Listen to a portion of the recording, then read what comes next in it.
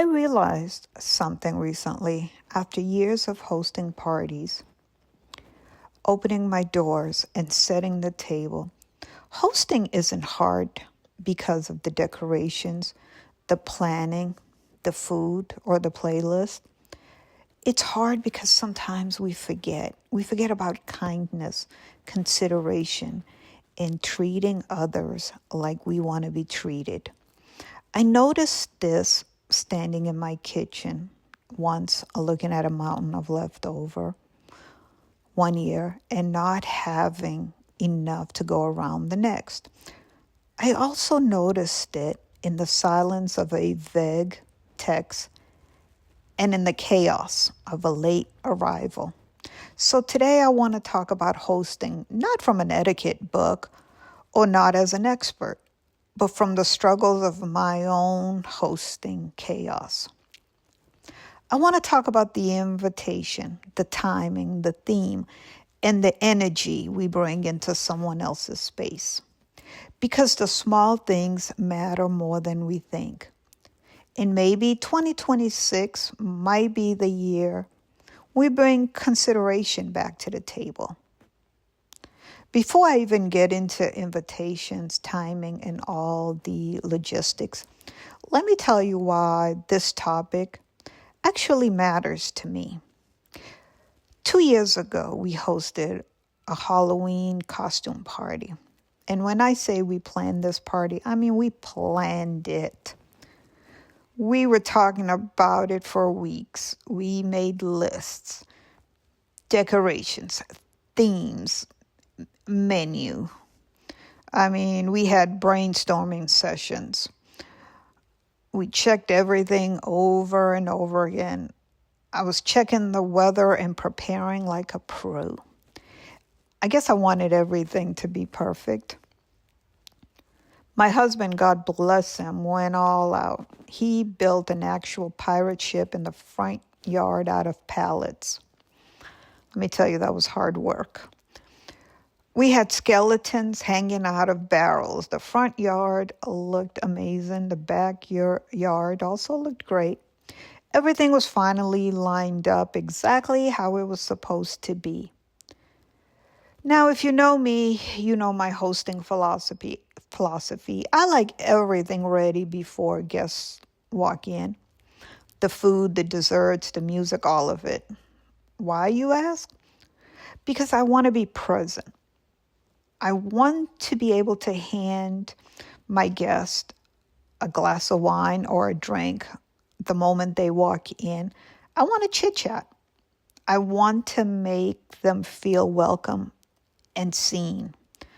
I don't want to be the person or the host who disappears in the kitchen for 3 hours while everyone else is having fun.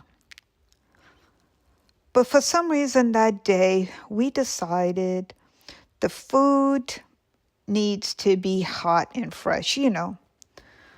Some things just taste way better when they are fresh out the fryer. I normally avoid frying at parties for that exact reason. I don't want to be stuck in the kitchen. But that day we thought we could make it work. Why not? We've been planning for weeks. We got this. The menu was supposed to be simple, pirate-friendly food. I don't know why we thought these was pirate-friendly, but we did. It was going to be chili and cornbread, chicken tenders with fries, and smoked drumsticks. Why drumsticks? Because for some reason, every time I picture a pirate or I see a pirate, they're holding a giant drumstick or something like that. I don't know why, but that was my vision. The plan was perfect, so we thought. And then real life showed up. Guests started arriving, which was great. Everyone looked amazing in their costumes. The energy was high, the weather was perfect. And that's when we went to grab the chicken to put in the fryer. And realized somehow the seasoned chicken had ended up in the freezer instead of the fridge. I'm standing there thinking, this cannot be happening right now. At that exact time, we checked the smoker, and the smoker had decided it was done for the night. Completely dead. Not smoking crap. Not today. So now the house is filled with people. The smoker is dead. The chicken is frozen. And I'm honestly close to a panic attack. The only thing ready was the chicken. I mean, not the chicken, was the chili and the cornbread. And if you ever hosted, you know that moment. You're smiling on the outside, but God gracious, and internally, you just want to disappear. My husband was frustrated. I was frustrated. Nothing was going as planned. At some point, we just said, forget it. Drop the drumsticks in the fryer and hope for the best. They came out just okay. Not amazing, just okay. The fries, for some reason, never made it out of the fridge. The games I had planned, I couldn't remember where half of the stuff was. The whole night felt like one long, what else can go wrong moment. And I remember feeling embarrassed. I really did, because people showed up. They wore costumes. They made an effort. And in my head, I kept thinking, I'm failing them. This is not how it was supposed to go. And here's the part that stayed with me. Nobody complained. Nobody made me feel bad. Well, at least not to my face. They probably talked about me behind my back, which was okay. I deserved it. People laughed. They talked. They stayed. They made the absolute best out of it. And the next day, I send out that long, drawn-out, dramatic apology text to everyone. And I got all the same reply back, that they had a great time and they appreciated. That's when I realized something important. When you're hosting, you see every single thing that goes wrong. You see the frozen chicken, you see the broken smoker, you see the chaos. But sometimes the guests don't. They, however, remember how it felt. They remember the pirate ship, the conversation, and the joy of just being together. Yes, at some point they probably thought, we're hungry and there's no food. And I'm pretty sure some people stopped somewhere to eat on the way home. And honestly, I don't blame them. That's okay. Because that night taught me something I didn't fully understand before. Hosting is a heavy lift behind the scenes in ways people don't always see. And when you've been on that side of the door, you start realizing how much the small things matter to the person opening their home. And that's exactly why when I'm invited somewhere now, I try to make things as easy as possible for the person hosting. I RSVP early. I show up on time and I dress myself with a good attitude. Because I know exactly what it feels like to be on the other side of that door. And that's where I want to go next. Because when we talk about hosting, we can't really talk about it without talking about invitations, because that's usually how it starts.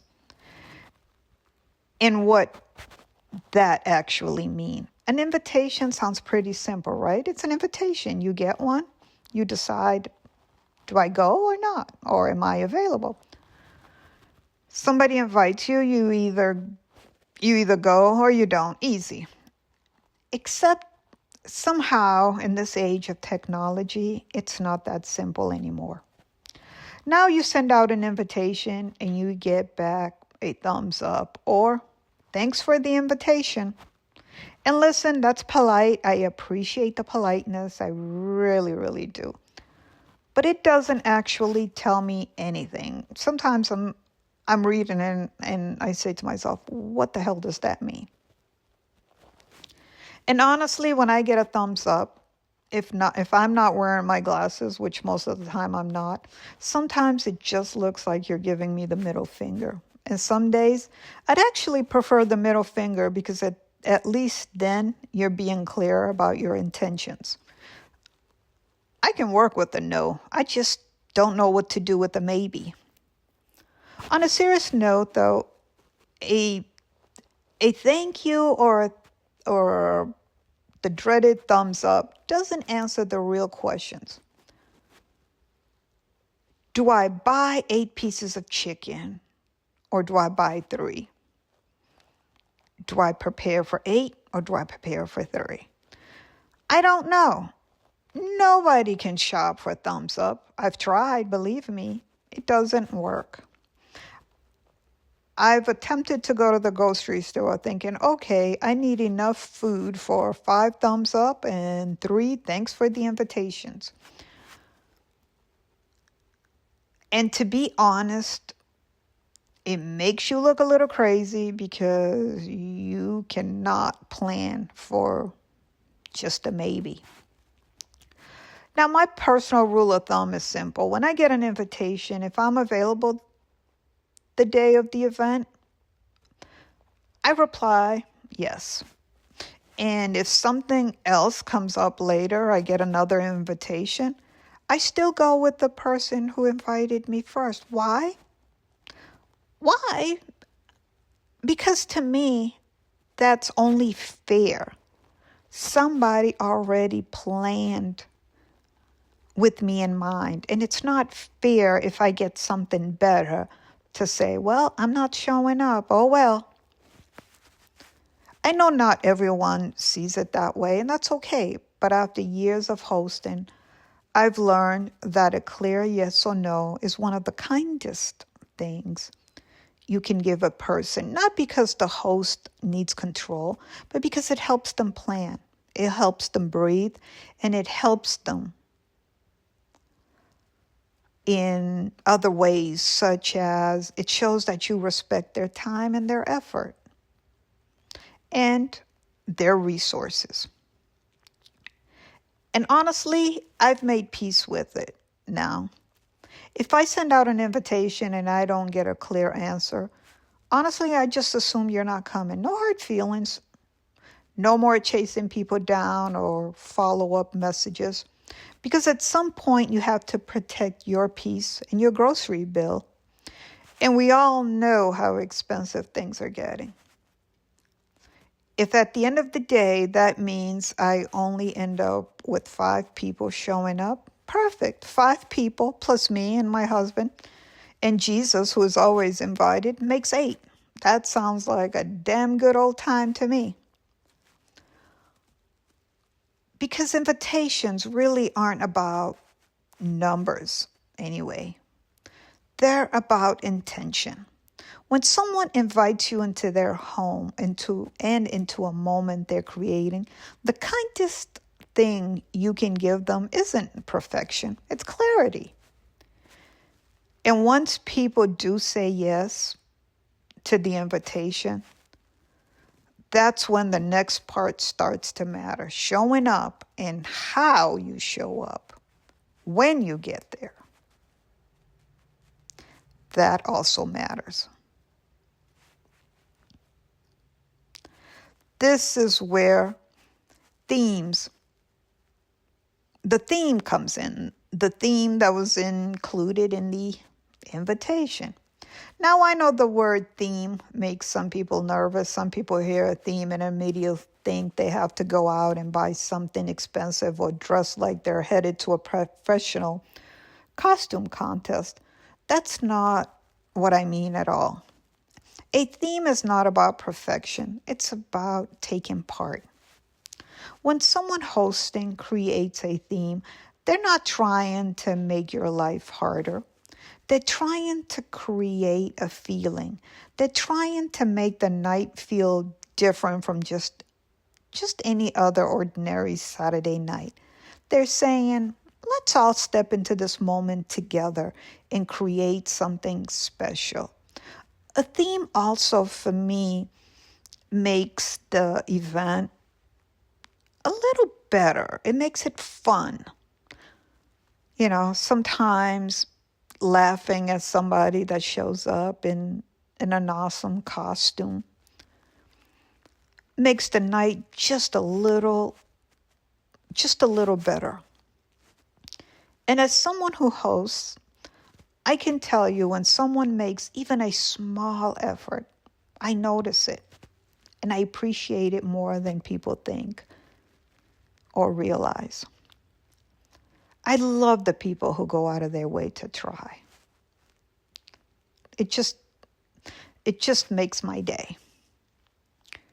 I've had Christmas parties where people show up dressed beautifully, really leaning into the spirit of the night. And I'm telling you, it changes the entire energy of the night. And then there are those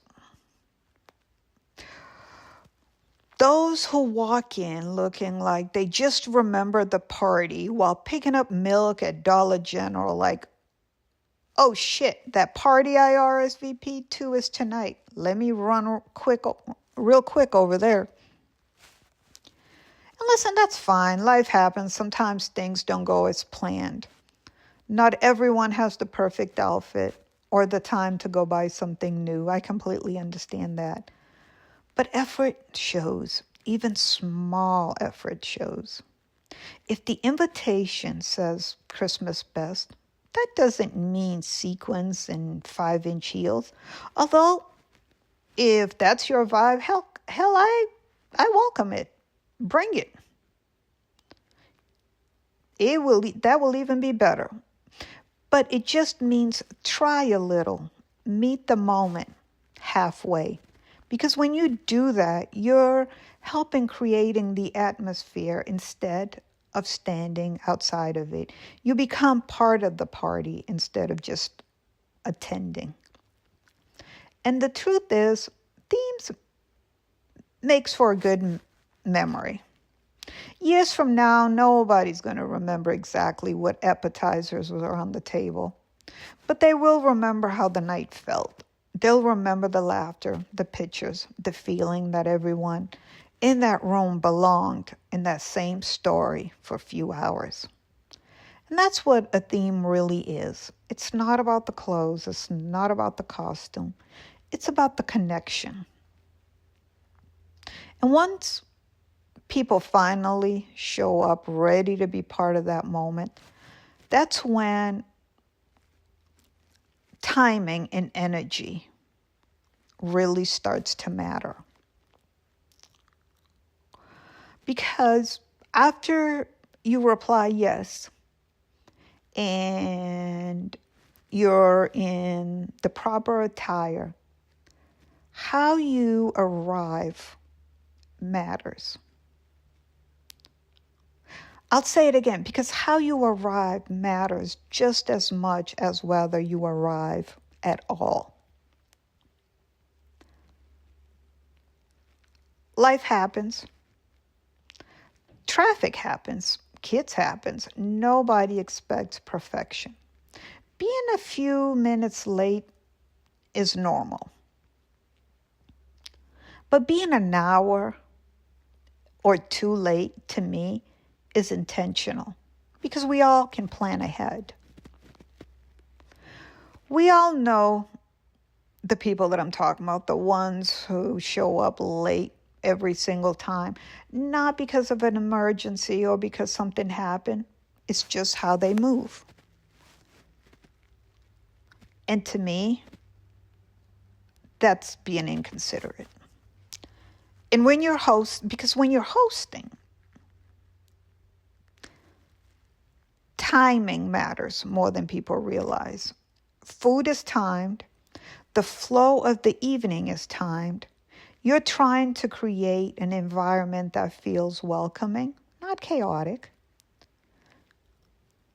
So please try to arrive on time. And yes, we all know things happen. But making an effort to get there on time shows the host that you appreciate it. So once we get there, we arrive, make sure we check our attitude at the door. Act like it's a code check. Check it at the door. Be respectful of the energy you bring into somebody's home or somebody's space. If you're having a bad day, and we've all been there, or you just finished a screaming match with your partner in the driveway, stay in the car for a minute. Take a deep breath. Hose yourself down with some holy water. Sage your soul if you need to. Say a prayer. Do whatever you need to do before walking into somebody's home. Don't walk in and dump your negative energy into somebody else's hard work and space. There has been times my husband and I got on each other's nerves on the way to an event. It happens. Nobody's perfect. But we leave it at the door. We walk in smiling, greeting people. But from across the room, we give each other that look. We all know that look, the same look that parents give their kids when the kids are misbehaving somewhere. We give each other that look that says, this conversation is not over. We'll finish it later in the car. And we both know, heck, this is going to be a long car ride. Because that's what adults do. We don't contaminate somebody else's space with our negative energy. And let's be honest about something. Something that I see sometimes, or you hear about. If you don't like the person hosting the party, hear me clearly, stay your ass at home. You don't like other guests that are going to be there, stay your ass home. You're not being summoned. It's not jury duty. You don't have to show up. Showing up with a bitter spirit doesn't help anyone. As a host, we can always recover from a bad appetizer, or in my case, a broken fryer or frozen chicken. But a guest that brings negative energy into the room brings everyone down. And we all know the ones I'm talking about. You know, the ones that comes in with bad attitude and walks around as if they're inspecting everything. Nobody's looking for an inspector. Sit your ass down or stay home. And then there are those that are my favorite. The ones that comes in happy, smiling, like everything is perfect, happy to be alive, and they just brighten every room that they walk into. So when it comes to somebody's space, remember, when they ask you what you can contribute, try to contribute or what you can bring. Remember to bring and contribute joy. You know the saying by now. If you cannot bring joy or a good attitude, let's say it together. Stay your ass at home. We want your presence, not your attitude. Now let's talk about my favorite part about any event, especially if I'm not the one hosting. My favorite part is the food. But I have to say it's also the part that I quietly stress about the most. Because when you're hosting, food isn't just food. It's time, it's money, it's standing in the grocery store, doing math in your head, wondering, am I buying enough? Should I buy more? Did I buy way too much? It's also waking up early, prepping the night before, checking the list over and over, and trying to make sure everyone is taken care of. And let me be clear, I'm not a chef. I've never tried out for the Food Network star. I never claimed to be an awesome cook. It's always just me, my husband, and my kids in the kitchen trying to put something together with love, intention for the people we care about. And honestly, sometimes we get it right and sometimes it's a big mess. But we tried. What can I tell you? I'm not a professional. Deal with it. After years of doing this, I've learned something important. Most hosts aren't trying to impress you. They're trying to take care of you. They're probably standing in the kitchen during the event thinking, will they like this? Did I forget something? Is the chicken too dry? And every single time, no matter how many times you've checked the list, you will forget something. Meanwhile, sometimes the guests are just hungry and ready to eat. But as guests, we need to remember that not every dish that is being served is going to be your favorite. Not every recipe is going to change your life. But when someone cooks for you, what you really getting in being served is effort and love. And to me, that deserves a little kindness. You don't have to love everything on that damn table. Nobody expects that. Taste is personal. But there's a big difference between quietly choosing what you like and loudly announcing what you don't. We've all heard it. Oh, I don't like this. Oh, I don't eat that. Oh, and my favorite is, who made this? The way I look at it is, when I'm attending somebody's event, I didn't have to cook it or pay for it, so why not try it? And if it's not for you, just move on to the next dish. Nobody needs a full Food Network review in the middle of the kitchen. I promise you, as the host, I already knew what didn't come out perfectly. I noticed what went wrong long before you did. What we really want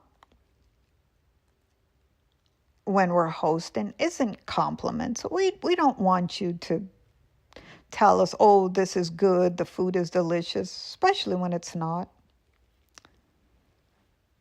We're looking for comfort.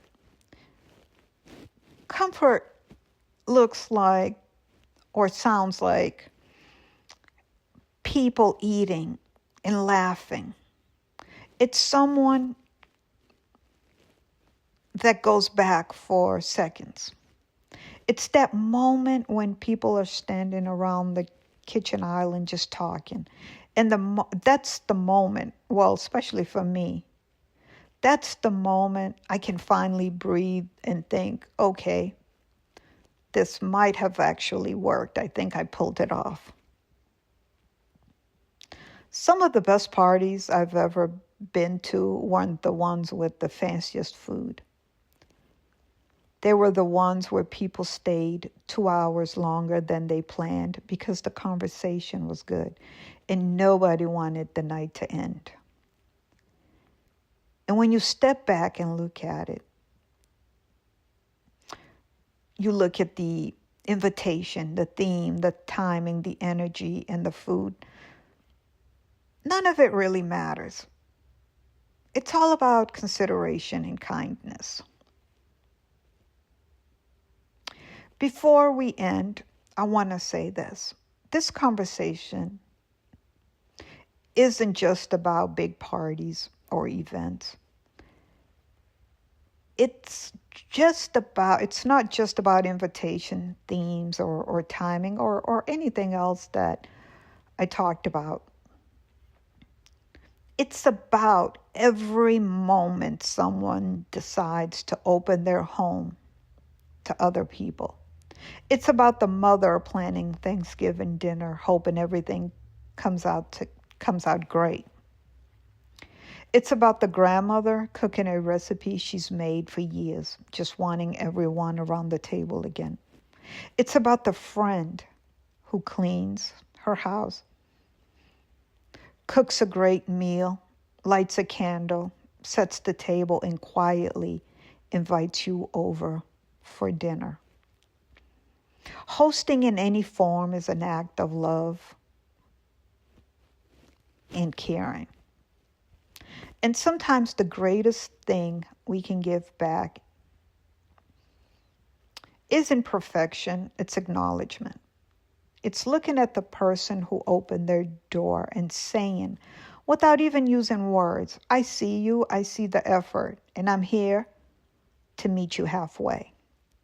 So maybe for 2026, it's not about being the perfect guest or the perfect host. Maybe it's just about being kinder. Let's be the kind of guest who brings more light into a room than drama.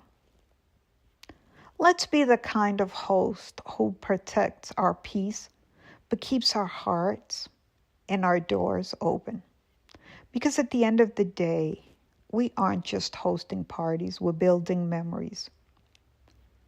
And those memories are only as good as the consideration we bring to the table. I'm Milu, and thank you for spending this moment with me. If it resonated with you, don't forget to subscribe, like, and comment, and please share.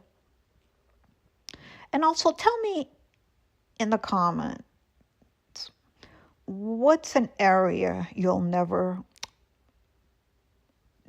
tell me what's a moment you'll never forget from a gathering or a celebration. And please, for the love of Jesus, reply with words, not emojis. Remember, moments matter. Let's keep creating beautiful ones together in 2026 and beyond. I will see you in the next one.